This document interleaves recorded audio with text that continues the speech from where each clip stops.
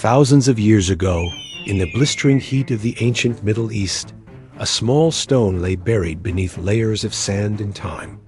It looked ordinary, rough, unremarkable. But on its weathered face were faint, deliberate carvings, words from a language long forgotten by most. The words spoke of a people bound to their God by a sacred promise, a people whose destiny, victories, and tragedies would echo for centuries. They called themselves the Israelites. But who were they really? The story we all know paints them as desert wanderers, as shepherds, as a chosen nation guided by prophets. Their God delivered them from Egypt, gave them a promised land, and shaped their laws. It's a story told in churches, temples, and synagogues across the world. Yet history has a way of hiding things in the shadows. For every polished, accepted version of events, there is another, buried, erased, or rewritten. Somewhere between scripture, archaeology, and the politics of empires lies a version of Israelite history that challenges everything we've been taught. Some researchers believe that the original Israelites were not the fair-skinned figures painted on the ceilings of cathedrals, but a people with deep African roots. If that's true, it forces us to ask, how much of history has been altered, and why? This is not a claim to be taken lightly. We are dealing with identity, faith, and heritage, things that stir emotion and loyalty. So in this investigation, we will not rely on rumor or vague speculation. We will follow the trail of evidence, ancient texts, archaeological discoveries, migration patterns, and the surviving oral traditions of communities whose voices have been ignored. Our journey begins not in Jerusalem, but far to the south, along the banks of the Nile. Egypt, the first clues. For centuries, Egypt was a crossroads of civilization. Trade routes connected it to the Levant, Sudan, and the Horn of Africa. People and goods moved freely, and with them came languages, customs, and beliefs. The biblical narrative tells us that the Israelites were enslaved in Egypt before their exodus. But if we take that account seriously, we have to picture what that would look like. Egyptians were an African people. Their art, sculpture, and preserved mummies tell us so. If the Israelites lived among them for centuries, they would have shared more than just geography. Egyptian records make little direct mention of Israelites by name, but they do speak of Semitic and Nubian groups living in the Nile Delta. Some were brought as captives, others as laborers, soldiers, and even officials in the royal court. These communities mixed, married, and adapted. In the hot sun of Egypt, skin tones were dark. Features reflected a blend of African and Near Eastern ancestry. This is the first clue. If the Israelites emerged from this environment, it is unlikely they looked anything like the European depictions we are familiar with. The Merneptah stele, one of the earliest known mentions of Israel outside the Bible, comes from a slab of black granite. The Merneptah stele dated to around 1208 BCE. This Egyptian inscription boasts of the pharaoh's victories, declaring Israel is laid waste, his seed is no more. Notice something important. Israel here is not a country, but a people distinct enough for the pharaoh to mention them. But where did they come from? If they were living close enough for Egypt to fight and claim victory over them, it suggests they were part of a network of African and Near Eastern tribes. This is where migration history becomes crucial. Migration and trade, the ancient world was more connected than we often imagine. Long before modern borders, caravans crossed the Sinai Desert. Boats sailed the Red Sea and hugged the East African coast. Gold from Nubia, frankincense from Somalia, and spices from as far as India passed through bustling markets. In this flow of goods came people, African merchants, soldiers, and settlers who left their mark on the Levant. Ancient DNA studies of Canaanite remains have shown African genetic input, suggesting a mixing of populations long before the biblical era. If the Israelites were one of these groups, their roots would stretch into Africa in ways that challenged the traditional narrative. Biblical descriptions. The Bible itself offers subtle but telling hints. Certain figures are described in ways that suggest darker skin. Moses' wife, Zipporah, was from Midian, south of Canaan, in a region linked to Kushite African peoples. The prophet Jeremiah laments, "Our skin is black like an oven because of the burning heat." Lamentations 5:10. These are not the descriptions of a northern European people. They fit more closely with the peoples of North and East Africa. Even King Solomon, famed for his wisdom and wealth, ruled a kingdom that traded with Sheba, a region associated with modern-day Ethiopia and Yemen. The Queen of Sheba's visit to Solomon is not just a romanticized story. It reflects a world where African rulers and Israelite kings sat at the same table. Forgotten communities. Fast forward to today, and there are communities across Africa that claim descent from the ancient Israelites. The Beta Israel of Ethiopia have preserved Jewish traditions for centuries, despite being isolated from mainstream Judaism. The Lemba people of southern Africa maintain customs strikingly similar to ancient Israelite practices, from dietary laws to circumcision. Genetic studies have even found markers among the Lemba that link them to the priestly class of ancient Israel, the Kohanim. These communities are living echoes of a past that mainstream history often overlooks. If they are indeed descendants of the original Israelites, then the image of ancient Israel as an African-rooted people gains even more weight. The politics of identity history is not just about what happened, it's about who tells the story. During the rise of European colonialism, biblical imagery was reshaped. Renaissance artists painted biblical figures to look like themselves, and those images became the default for the Western world. This was not a harmless artistic choice. It reinforced the idea that spiritual authority and chosenness belonged to Europeans. Entire generations grew up believing that the Israelites looked like the paintings on their church walls. But archaeology, anthropology, and the voices of African-descended communities are telling a different story, one that puts Africa back at the center of Israelite origins. Why this matters, if the first chosen people were Black Israelites, it is not just a historical curiosity. It's a shift in the way we understand faith, identity, and power. It challenges centuries of art, theology, and politics. It gives dignity to communities that have been dismissed as legends or fakes.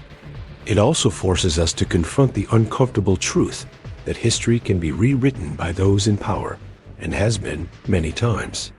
The journey ahead. In this series, we will continue to follow the evidence. Part 1 has laid the groundwork, the African environment of early Israelite life, the biblical clues, and the living communities that carry this heritage today. In Part 2, we will dive deeper into the archaeological record, from pottery fragments in ancient Canaan to inscriptions in Ethiopian highlands, to see how far this African connection goes. The question remains, and it will echo through every chapter we explore. Were the first chosen people Black Israelites? The desert wind carries secrets. It sweeps across the Sinai Peninsula, over the Red Sea, and into the ancient hills of Canaan. It whispers through broken walls and scattered stones, reminders of kingdoms that rose, flourished, and vanished. Somewhere in these ruins lies the physical proof that could confirm or dismantle the idea that the original Israelites were African in origin. In the recent part, we traced their roots through Egypt, the Bible, and living African-descended communities. Now, we turn to the earth itself. Because while stories can be twisted, stones rarely lie. The first settlements, when archaeologists excavate ancient Israelite sites, they look for certain signatures: 4-room houses, collard-rimmed jars, and distinct burial customs. But here is what is interesting. Some of these earliest Israelite sites in the highlands bear striking similarities to African and Nubian building styles. For example, certain fortified towns in early Canaan used mud brick techniques and layouts that resemble those still found in the Sudanese Nile Valley. Were these coincidences or evidence of shared heritage? The pottery tells its own story. In several sites dating to the late Bronze Age and early Iron Age, vessels have been discovered whose clay composition points to origins in the southern Levant and even further south, Nubia. That means people or goods were traveling regularly between Africa and what became Israel. Clues from DNA in recent years. Ancient DNA research has opened new doors. Scientists have extracted genetic material from Canaanite skeletons buried over 3,000 years ago. The results revealed a mix of ancestries, Near Eastern, yes, but also a clear signal of African heritage. This isn't modern migration, this is ancient. It shows that Africa and the Levant were connected in ways that textbooks have only begun to acknowledge. When you combine this with modern genetic studies of African-descended Jewish groups, such as the Lemba, who carry the Cohen modal haplotype linked to the ancient Israelite priesthood, the African connection grows harder to dismiss. Ethiopian highlands and the Ark of the Covenant, one of the most intriguing pieces of this puzzle, lies high in the mountains of Ethiopia.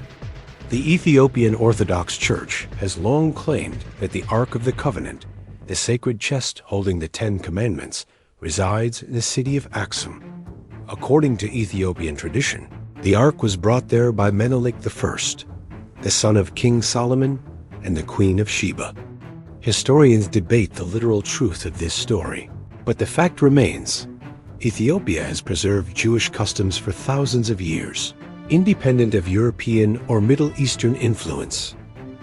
In the city of Gondar, Jewish cemeteries stretch back centuries. Oral histories speak of a migration from the land of Israel southward, bringing not only religion but bloodlines. These stories are not vague myths. They align with trade routes, political alliances, and the African Israelite connections we've already seen. The Lemba and the priestly code travel further south to Zimbabwe and South Africa, and you meet the Lemba people. They have long claimed Israelite ancestry, passed down through oral tradition. The Lemba avoid eating pork, follow male circumcision, and maintain certain Hebrew-sounding clan names. More astonishingly, genetic tests have confirmed that a high percentage of Lemba men carry the Cohen genetic marker, the same one found among Jewish priestly families worldwide. How could this happen unless they share a genuine link to ancient Israelites? The most plausible answer is that their ancestors were part of early Israelite or Judean communities who migrated into Africa centuries ago, marrying into local populations but keeping core traditions. African presence in ancient Israel. It is a mistake to imagine ancient Israel as isolated. Egyptian records show African mercenaries serving in Canaanite and Israelite armies. Cushite officials appear in the Bible, sometimes in positions of great influence. In 2 Samuel 18, a Cushite messenger delivers critical news to King David. In Jeremiah 38, a Cushite named Ebed-Melech rescues the prophet Jeremiah from prison. These are not token appearances. They reveal a society where Africans were present, respected, and integrated. Colonial erasure. So why has this African heritage been downplayed or erased? During European colonial expansion, biblical scholarship was filtered through the lens of empire. Images of white, European-looking Israelites fit the political and racial ideologies of the time. Paintings, children's Bibles, and church art reinforced this false image for centuries. It wasn't just about art. Archaeological findings that hinted at African connections were often ignored, reinterpreted, or buried in academic journals far from public reach. In this way, the African roots of the Israelites became a shadow in history, visible to those who looked closely, invisible to the masses. Oral traditions as history. While written history can be censored, oral tradition is harder to silence. Among the Igbo of Nigeria, there are stories of descent from Eri, a figure they link to ancient Israel. Certain Igbo clans follow practices strikingly similar to Jewish customs, from dietary laws to mourning rituals. These connections, spread across the African continent, suggest a dispersal of Israelites southward at multiple points in history. after the Assyrian conquest, after the Babylonian exile, and perhaps even earlier during Solomon's time. Archaeology in Africa. Archaeologists have found Jewish graves in Mali, with inscriptions in Hebrew dating back hundreds of years. In the island of Elephantine in southern Egypt, papyrus documents from the 5th century BCE record the life of a Jewish military colony, complete with African spouses, local dialects, and cross-cultural trade. These communities were not fringe. They were part of the larger Israelite and Jewish world. The weight of evidence. When you piece together the clues from DNA, pottery, building styles, oral traditions, and historical records, a consistent picture emerges. The Israelites were not a racially isolated group. They were born from a mix of peoples with strong and undeniable African roots. That does not mean every Israelite was black in the modern sense. But it does mean the original chosen people were far more African than most depictions suggest. And for many communities in Africa and the African diaspora, this isn't just history, it's identity. The story of the Israelites does not end in the hills of Canaan or the rivers of Egypt. It stretches far beyond the boundaries drawn on any map. It stretches into the heart of Africa, across deserts, rivers, and mountains. It stretches into the traditions, DNA, and faith of people who never left the continent but carried its legacy for thousands of years. In the previous parts, we explored their African roots, archaeological clues, biblical hints, and living communities like the Beta Israel and the Lemba. Now, we confront the final and perhaps most important question. How did the history of the Israelites become hidden? And why does it matter today? Dispersal and exile. War changes everything. Conquest scatters families, shatters kingdoms, and forces people into new lands. After the Assyrian conquest of the northern kingdom of Israel, around 722 BCE, entire populations were exiled. Some were absorbed into neighboring nations, while others moved further south into Africa. The Babylonian conquest of Judah in 586 BCE repeated the pattern. Many were taken to Mesopotamia, but others found refuge in African territories. These migrations were not just movements of people. They were movements of culture, faith, and identity. African communities adopted and adapted Israelite practices, preserving them in ways that became distinct over centuries. By the time the first European explorers arrived, much of this history had already diverged from the biblical narrative, familiar to the West. African Israelite communities throughout Africa. There are communities whose customs align with ancient Israelite traditions. The Ethiopian Jews maintained Torah observance, rituals, and festivals for centuries.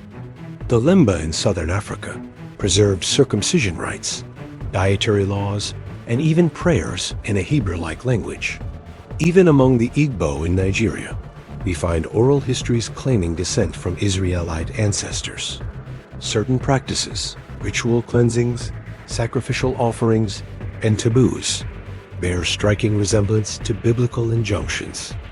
These communities serve as living testimony that Israelite heritage is not confined to the Middle East. It was, and remains, African in origin for many groups.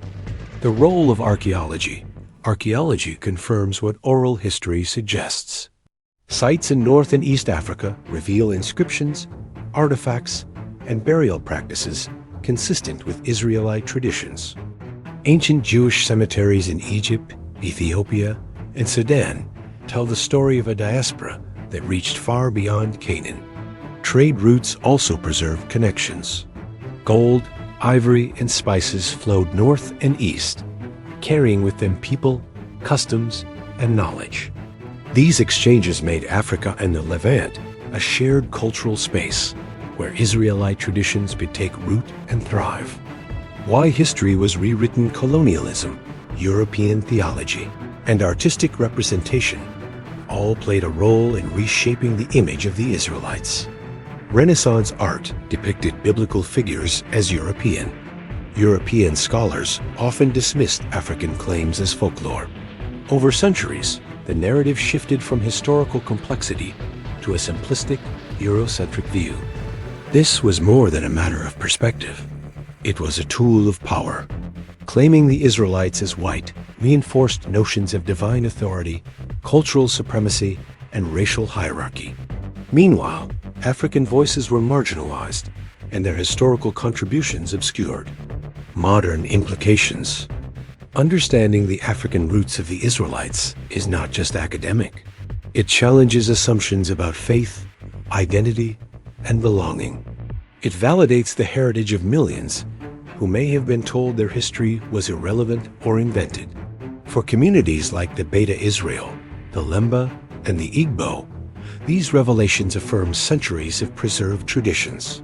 For the broader world, they force a reckoning with how history is recorded, taught, and remembered. The implications ripple through religion, culture, and even geopolitics. If the first chosen people were African, it redefines the way we see sacred texts, historical migrations, and spiritual authority. A world waiting to remember. History is often hidden in plain sight, buried in stone, written in bloodlines, and preserved in traditions. The story of the Black Israelites reminds us that what we think we know may be incomplete or even misleading. By listening to oral histories, examining archaeological evidence, and following the trail of genetics, we uncover a richer, more complex past. A past where the Israelites were not only survivors of exile, but active participants in Africa's spiritual and cultural history. Conclusion: connecting past and present. So, were the first chosen people Black Israelites? The evidence grows stronger with every excavation, every DNA study, and every oral history preserved across Africa. We may never know every detail. Some mysteries will remain. But the truth is clear. Africa played a central role in the story of Israel. Its people carried traditions, preserved faith, and contributed to the history of the chosen nation. This is not just a story about the past. It is a story about identity, belonging, and recognition. It is about reclaiming a history that has been hidden for centuries. And it is about understanding that the first chosen people were far more diverse, complex, and African than we have been taught to believe. Looking forward, one thing is undeniable. History is not static. It is a living, breathing narrative, shaped by discovery, evidence, and perspective. The story of the Black Israelites is a reminder that every culture, every community, and every individual has the right to reclaim their past and to challenge the narratives imposed upon them. The truth may have been obscured for centuries, but it cannot be hidden forever. The first chosen people were African-rooted. Their legacy lives on in communities across Africa, in traditions passed down through generations, and in the echoes of history waiting to be heard.